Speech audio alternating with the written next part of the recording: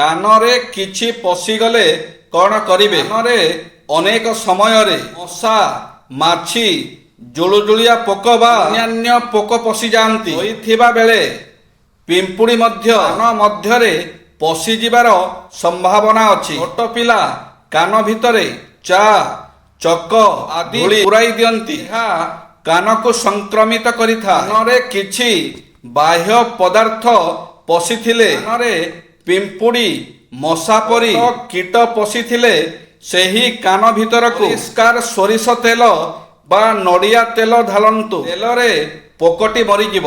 କିଛି ସମୟ ପରେ ମୁଣ୍ଡ ନୁଆଇ କାନରୁ ତେଲ ବାହାର କରିଦିଅନ୍ତୁ। ତେଲ ସହ କୀଟ ବାହାରିଯିବ। ପରେ ପରିଷ୍କାର ତୁଳା ସାହାଯ୍ୟରେ କାନ ଭିତରକୁ ପୋଛି ନିଅନ୍ତୁ। କାନ ଭିତରେ ପିଲା ଧୂଳି ପୁରାଇଥିଲେ ପରିଷ୍କାର ପାଣିରେ ଓଦା ହୋଇଥିବା ତୁଳାରେ କାଠି ଲଗାଇ ଧୀରେ ଧୀରେ ପୋଛନ୍ତୁ। ଏକ ଥର ତୁଳା ବଦଳାନ୍ତୁ।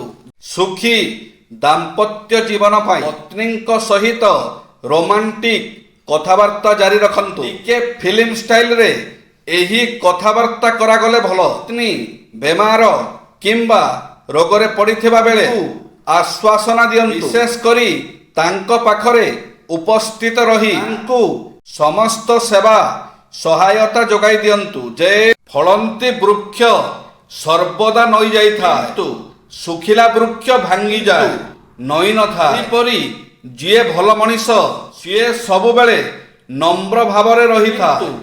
ଯିଏ ଅହଙ୍କାରୀ ମଣିଷ ଭାଙ୍ଗିଯାଏ କିନ୍ତୁ କେବେ ନଇଁ ନଥାଏ। ଜୀବନରେ ସବୁ କରିବେ ହେଲେ କାହାକୁ ପ୍ରେମର ଭିକ ମାଗିବେନି। ପ୍ରେମ ହୃଦୟରୁ ହେବା ଉଚିତ, ଭିକରୁ ନୁହେଁ। କହିଲି ନା ବନ୍ଧୁ, ଯେ ପୁରୁଷ ଏବଂ ନାରୀ ଏହି ଦୁଇ ଜଣଙ୍କର ଚିନ୍ତାଧାରା ସବୁବେଳେ ଭିନ୍ନ ଥାଏ। ପୁରୁଷ ସବୁକିଛି ଭୁଲିଯାଏ କିନ୍ତୁ କ୍ଷମା କରେ ନାହିଁ ଏବଂ ନାରୀ କ୍ଷମା କରିଦିଏ କିନ୍ତୁ କୌଣସି କଥା ଭୁଲେ ନାହିଁ। ଯେ ପୃଥିବୀର ସବୁଠାରୁ ଜଟିଳ ଅଙ୍ଗ ହେଉଛି ଜୀବନ। ଯେଉଁ ସୂତ୍ର ପ୍ରୟୋଗ କଲେ ବି ଫଳାଫଳ କେବଳ ମୃତ୍ୟୁ ହିଁ ଆସିବ। ବିଶ୍ୱାସ ହେଉଛି ମୂଳ ବୀଜ। ଆପଣ ବିଶ୍ୱାସ କଲେ ହିଁ ଯାହା କିଛି ଅସାଧ୍ୟ ସମ୍ଭବ କରିବାକୁ ସମର୍ଥ ହେବେ। ନିଜ ଉପରେ ବିଶ୍ୱାସ ରଖିଲେ ହିଁ ଆପଣ ସଫଳ ହେବେ। ସଫଳତାର ଅର୍ଥ ବିଜୟ। ବିଜୟ ହାସଲ କରିବା ହେଉଛି ଜୀବନର ଲକ୍ଷ୍ୟ। ପ୍ରତ୍ୟେକ ବ୍ୟକ୍ତି ସଫଳତା ଚାହାନ୍ତି। ଜୀବନକୁ ସର୍ବୋତ୍ତମ ଲାଭ ପାଇବା ପାଇଁ ଆକାଂକ୍ଷା କରନ୍ତି। ଗୁରୁଣ୍ଡି ଯିବା ଭଳି କେହି ଚାହାନ୍ତି ନାହିଁ।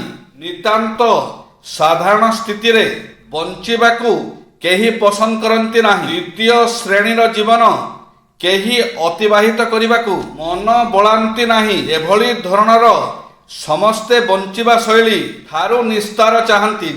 ଏଭଳି ଦୁନିଆରେ କେହି ନାହାନ୍ତି ଯେ ଏହି ଉକ୍ତିଟି ଶୁଣି ନାହିଁ। ସଫଳତାର ମୂଲ୍ୟ ଏତେ ନୁହେଁ ଯାହା ଶୀର୍ଷ ବା ଚୂଡ଼ାକୁ ସ୍ପର୍ଶ କରିବା ପାଇଁ ଆପଣଙ୍କୁ ନିଜ ଆତ୍ମା, ପାରିବାରିକ ଜୀବନ, ନିଜର ପ୍ରତ୍ୟେକ ପଦକ୍ଷେପ ଓ ନିରନ୍ତର ପ୍ରାପ୍ତି ହିଁ ଆପଣଙ୍କୁ ଲାଭବାନ କରାଇଥାଏ।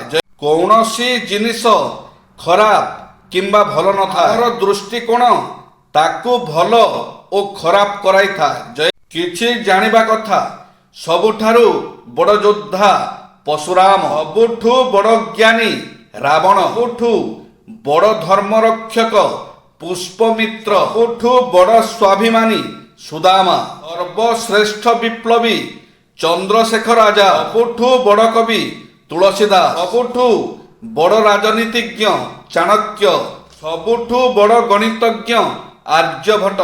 ଉଦ୍ୟମ ବିନା କୌଣସି କାର୍ଯ୍ୟରେ ସିଦ୍ଧି ମିଳିବା ସମ୍ଭବପର ହୋଇନଥାଏ। ଯେତେ କଷ୍ଟ ହେଉ ପଛେ ସତ୍ ପଥରେ ଉଦ୍ୟମ କରିବା ଆବଶ୍ୟକ। ଓ ପାପ ପଥରେ ଅର୍ଜନ କରାଯାଇଥିବା ଧନ କିଛି ବର୍ଷ ଯାଏ ତିଷ୍ଠି ରହିପାରେ, ଏହାପରେ ତାହା ଆପେ ଆପେ ଧ୍ୱଂସ ହୋଇଯାଏ। ଏଣୁ ପାପ ଧନ ଠାରୁ ଦୂରେଇ ରହିବା ଆବଶ୍ୟକ। ଜୟ ଶ୍ରୀ ଜଗନ୍ନାଥ।